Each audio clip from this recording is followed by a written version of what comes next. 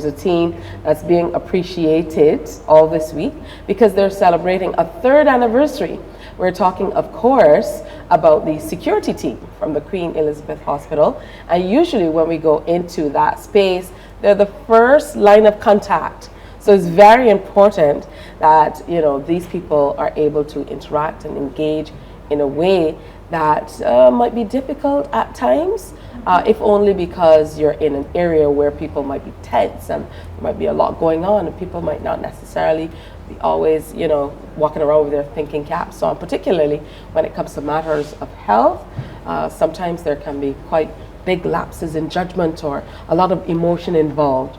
So they need lots of kudos for what they've been doing.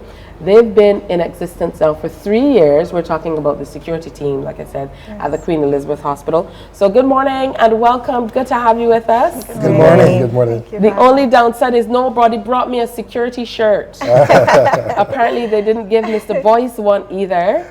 He is chief cook and bottle washer, head of security. So good morning.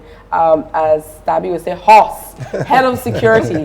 I love it. And Shaheen Ford and Sade Whitehall are both security supervisors. Yes. So congratulations on this 3rd anniversary, first of all. Thank you. And I'm going to start with you, Mr. Boyce. Talk to me about, you know, how different it is to have security now based out of the hospital as opposed to what we saw in the past, which were independent security officers delivering that service.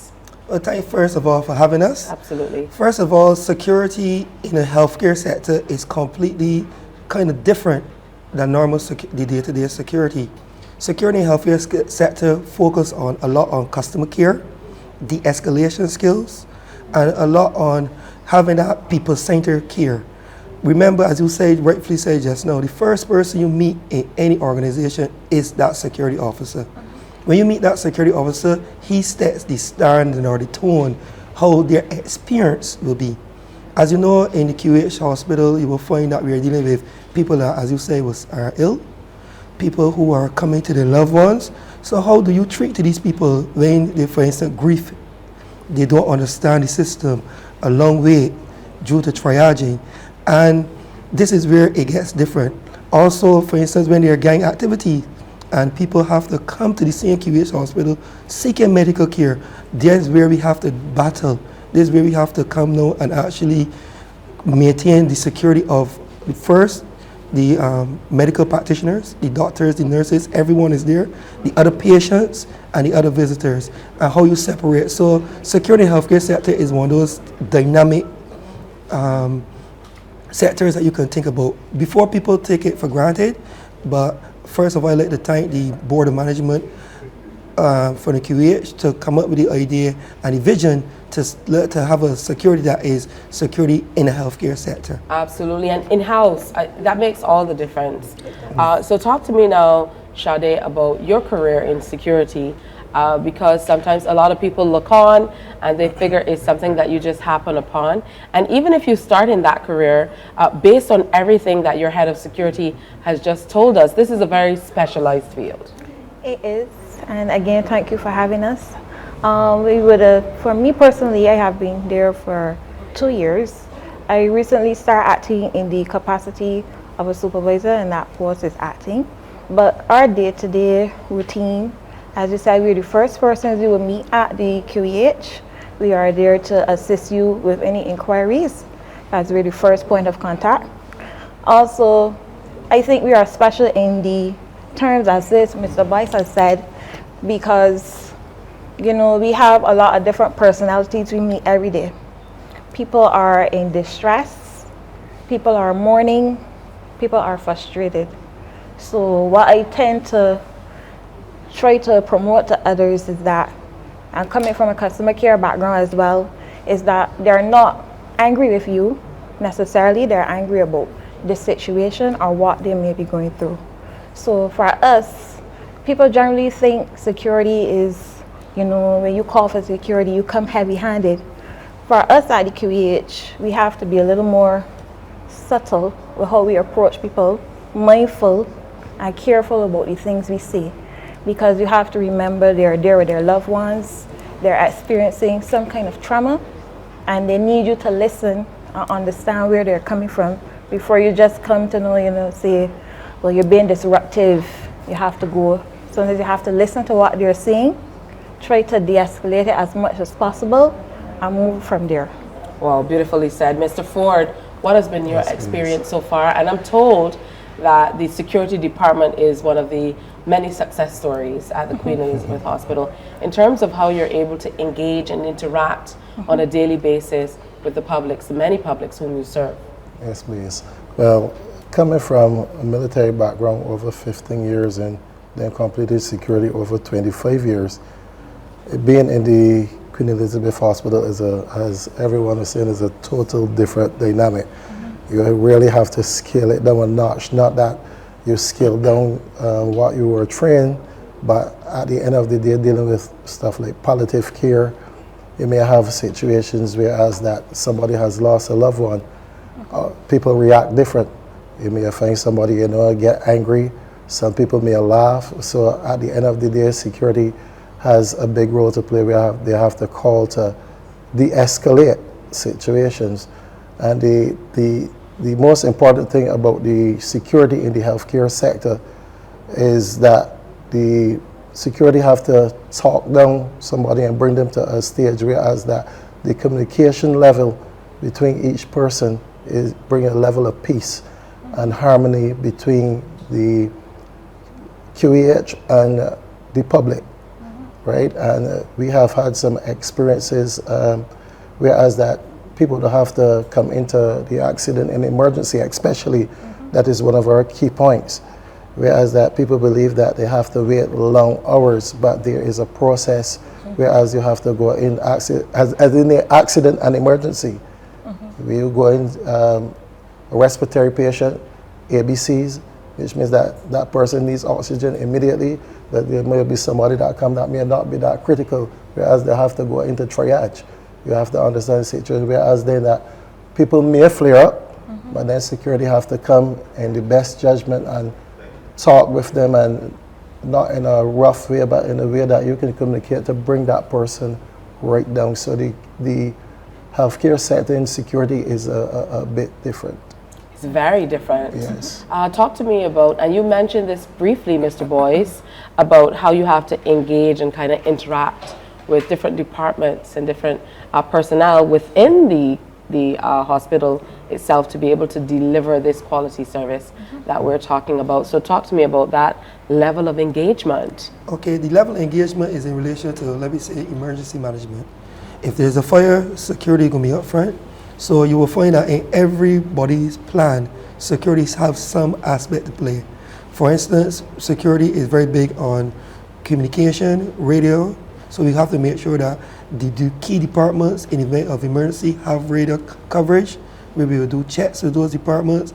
So you'll find that we will always have to go to department to department, and also to educate personnel in the department about their own personal safety. We were talking a lot more about the very specifics of what you do and how the delivery of service in the healthcare setting is so totally different from what's done in other spaces. You had just shared with us exactly how you engage and interact with other departments as well. So what do you think are the successes of what you've been able to do as a now internal department within the QEH over the last 3 years? Well, our successes, what I would say, is how we interact with our patients and our staff despite the difficulties in different people's personalities. That is one of our successes. We have a lot of high praises of how we assist people, because in some instances, beyond being the face of the hospital, we have some situations where, you have busy relatives that will drop off their elderly mother, grandmother, aunt, whoever that may be. We assist them also if they need that help with getting to different areas of the hospital, whether it be like clinic, outpatient, so on and so forth. If you need assistance with getting a ride home, we are there to assist you as well. So we try to be as customer-based friendly as possible and to assist everyone, not only the patients, our staff as well. Sometimes we have little internal things come up, and we assist our nurses and doctors as much as possible. All right. So I would imagine it can be difficult at times to be able to strike that balance.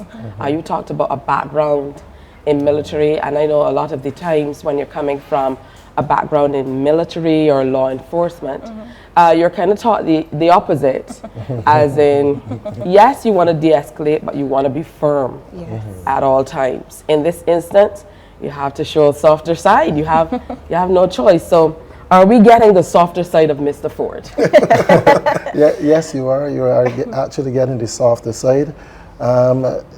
The only time that you may have to be rigid is if you have to have a person that is combative, right? And I realized that since we were at the Queen Elizabeth Hospital, and people see the stance that you take, you don't really get that as much. And from the time that they hear that security come in and you're looking for one person, 4 people turn up. So when you see 4 people turn up and you're one person, automatically the level of intimidation is there. So you come right down. So it is no need then to escalate a situation that high, right? So it actually teaches you more self-control, right? So it is also a learning experience too as well, right? So as for anyone that is in security department, even coming from security backgrounds, they realize that this is different. You just can't go with a headstrong operation. You have to come right down. Well, congrats on making it to 3. What do you want people to go away knowing about you and the team, the security team at the QEH, and how you approach your everyday and how you're able to engage and help every single day? I want people to go away knowing that the security department at the QEH hospital is the pinnacle. And when it comes to security, the model in security in a healthcare facility and in any healthcare institution, we are the model to show all other places this is how security is supposed to look in a healthcare background. And I say healthcare, and I stress healthcare, because it will be different at a FAC, it will be different at a bank, but in a healthcare environment, this is how security is supposed to look.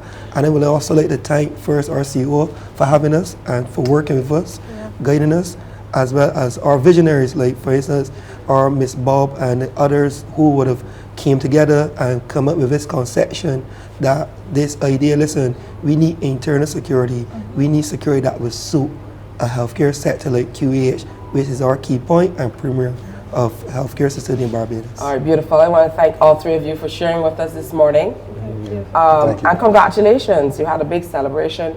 I saw a big cake there, people in the auditorium cutting it. Now here you are, empty-handed, but it's okay. And trust me, that cake was actually was donated by one of our customers who heard that we were celebrating 3 years, and they got involved and said, well, security is just fantastic, and just well, that's a big cake, but security is a big job, and it's a big word. I mean, you have to be able to write SEC. I know, I'm gonna spell the whole thing. But thank you for coming in. Thank you. We almost had to get Shane Seeley to come and finish Morning Barbados for us. But it's good to have you. It's good to hear the behind the scenes of what happens as well. Thank you for having us. All right. Morning, morning, morning.